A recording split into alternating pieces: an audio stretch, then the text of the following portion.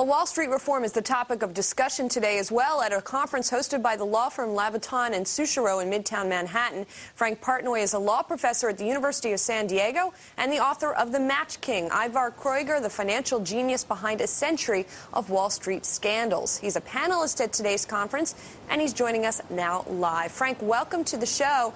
You just heard Peter talking about some of the measures that the G20 is going to try to enact in terms of financial regulation. Do you think that they will make a really substantive difference in terms of preventing more financial crises?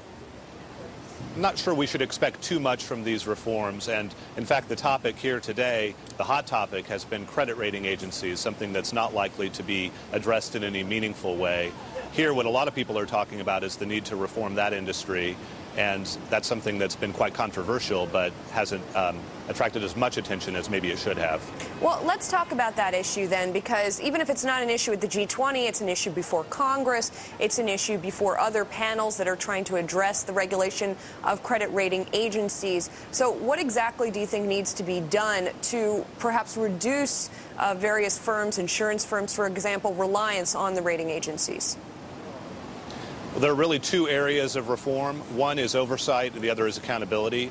The oversight function has gotten some play in Congress, where there are many people who believe the credit rating agencies and their processes need to be subject to much more intense scrutiny. We know now that they've gotten it wrong consistently over the last decade or so, starting really back at Orange County, which they rated AAA just before its bankruptcy, Enron, investment grade, just before its bankruptcy, Bear Stearns, Lehman, AIG, very high ratings, and thousands of structured finance ratings, all very high, just before collapse. And so oversight is going to be a big piece of it, but maybe a more important piece is accountability, to really hold the agency's feet to the fire when they get it wrong. Over the last several years, they've been largely immune from lawsuits, and this is a conference talking about potential exposure to litigation, and some of that's already starting to change, and I think a lot more of it will change in Congress as people are now seeing the need to hold rating agencies accountable when they commit fraud or when they make mistakes when they should have known.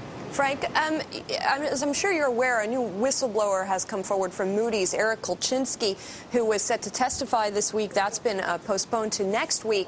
But given his allegations that Moody's continues to really offer ratings that are not warranted and not justified, do you think it's really even possible to have effective oversight of the ratings agencies? Do you think they can reform? It's going to be difficult, and it will be a long road, but I think it is possible. I think that people can move away from relying on the agencies, and I think that kind of competitive pressure will force the agencies to respond. They've had a free lunch for a long time because so many regulators rely on ratings and basically force investors to look to the rating agencies. In fact, even the federal government itself, through many of its programs, has looked to the rating agencies, and so they've had an easy road. They've made huge profit margins from this sort of government subsidization of their oligopoly. And I think that's likely to change going forward. And if it does, that'll put some competitive pressure on them so that they're subject to the same kinds of market forces that people in other industries are subject to. And in terms of oversight, what do you think is going to be most effective? You know, folks have talked about the Fed as a potential super regulator, so to speak, of many different industries. Or do you think another body would be a more effective regulator? I think probably some kind of new independent, separately funded body would be more helpful. I think the key is that it be standing on its own feet, that it not be subject to political influence or by lobbying pressure from the rating agencies. They've proven one thing over the last decade, and that's that they're extremely effective lobbyists. Those folks are awfully good at their jobs. And the accountability piece and the oversight piece, I think, need to be drafted with that in mind so that the organization, wherever it is, wherever it fits within the United States government, is as impervious as it can possibly be to lobbying efforts. You'll never get a perfect solution, right, but to insulate them the best it possibly can. Okay. Frank, thank you very much for joining us. Frank Partnoy, is a law professor at the University of San Diego and will be continuing to track this regulation issue.